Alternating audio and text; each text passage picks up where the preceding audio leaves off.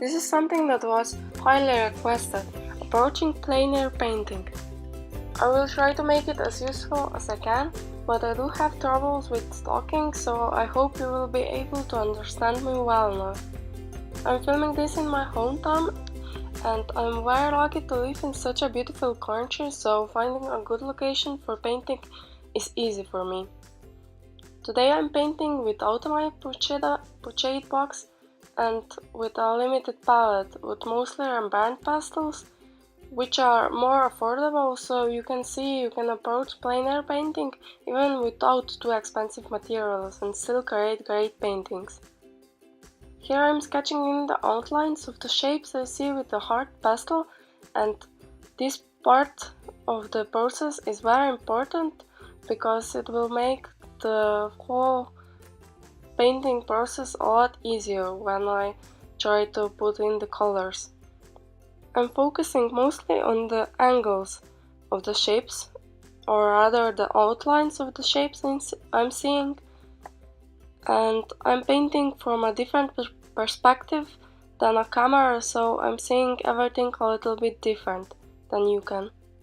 What really surprised me is that I'm getting a lot of comments asking me to make my videos longer, since I thought they are too long already. This is why this one is in real time and not sped up, and I will see how this one goes.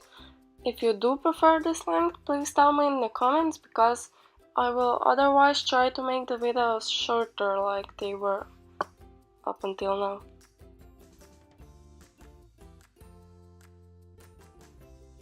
The white I am using is just to indicate where my lights will be. The problem with painting from life is that your light is changing constantly.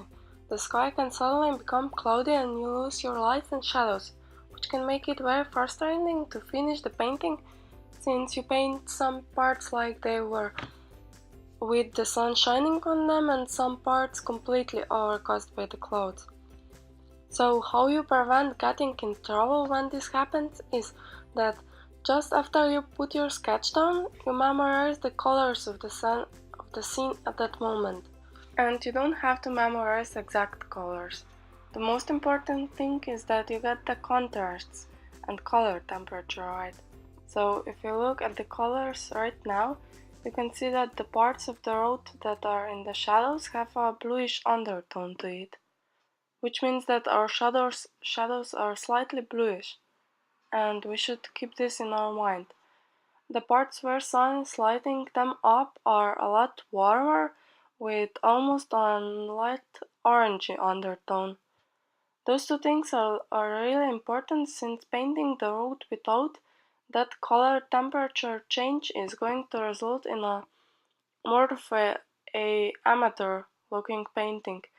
Similarly to how a child paints the face with the same color without any highlights or shadows indicating the real structure of the face.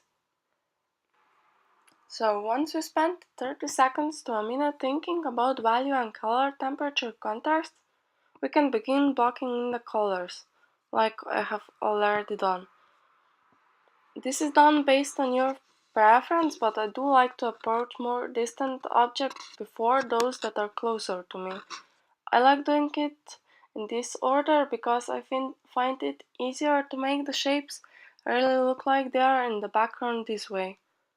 I'm constantly thinking about color temperature and not much about the actual shapes of those distant trees, because they actually aren't that important, and in plein air painting you don't have that much time to focus on detail.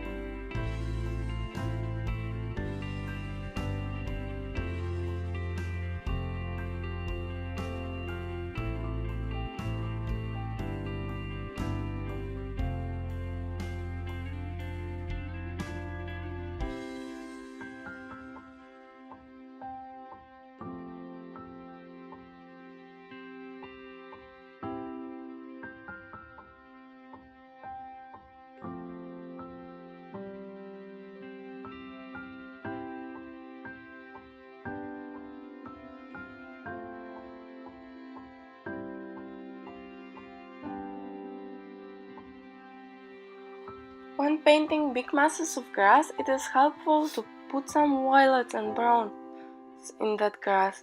The grass never looks like one big uniformly colored mass, and you should prevent it from looking that way. A dark purplish brown helps a lot with this, since you later have some parts where that purple is shining through the green and it gives that green some dimension. It looks a lot less flatter this way. Sorry about my English again.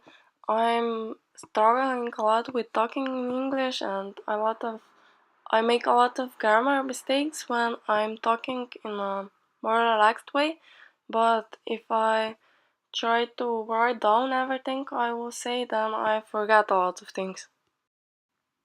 You can see we lost the light I was talking about earlier, that this often happens. And you can see I'm still painting it like the sun is shining, because I can't change the whole lightning of the painting now, because I already painted the trees in the background in the way they would look when the sun is shining on them. So I'm now pretending the sun is still shining on them, because I did memorize the colors that would be here if it was shining. You can see I'm using a very light touch when applying that color, because as I said, I want that purple to shine through, so it doesn't look like one big mass of color.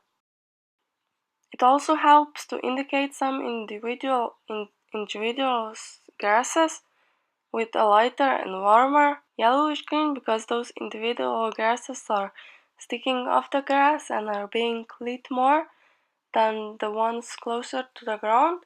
But you should keep in mind that details usually look bad when overdone, and you should only indicate a few of them, and only in the foreground, where you actually can still see them.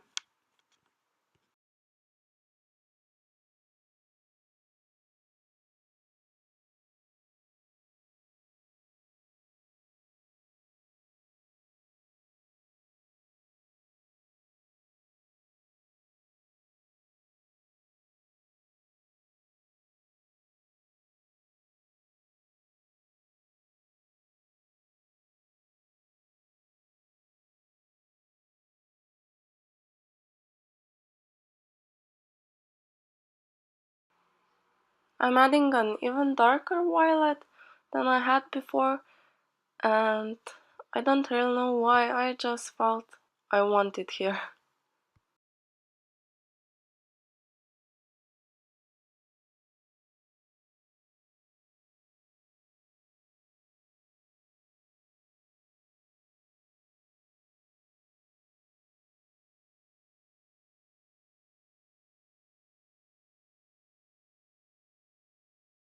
So onto the road. We spoke about the bluish undertone to the shadowy areas of the road, and this is not the final color. I'm just adding a blue so that when I add a grayish color, that grayish color will have some parts of blue shining through it. You will see what I mean. You can also notice that every time I bring a new color in the painting, I put it everywhere. Not really in the lights if the color was in the shadows, but if a blue color is in the road, I give a little dot of the blue color on the grass, on the shadowy areas in the trees, but not that um, I do it very lightly, so you can barely even see it.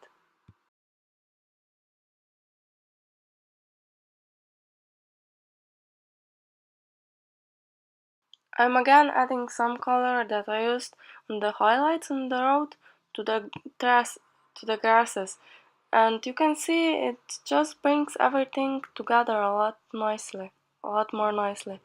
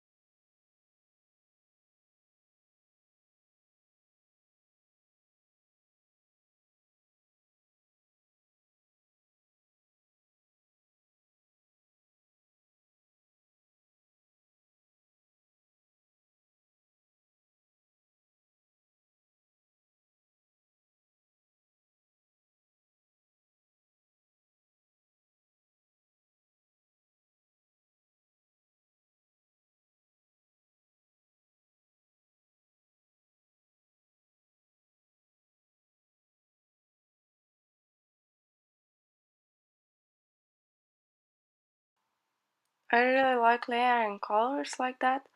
So you have parts of the mass where it looks reddish, and parts where it looks bluish, and parts where it looks brownish. I just like that.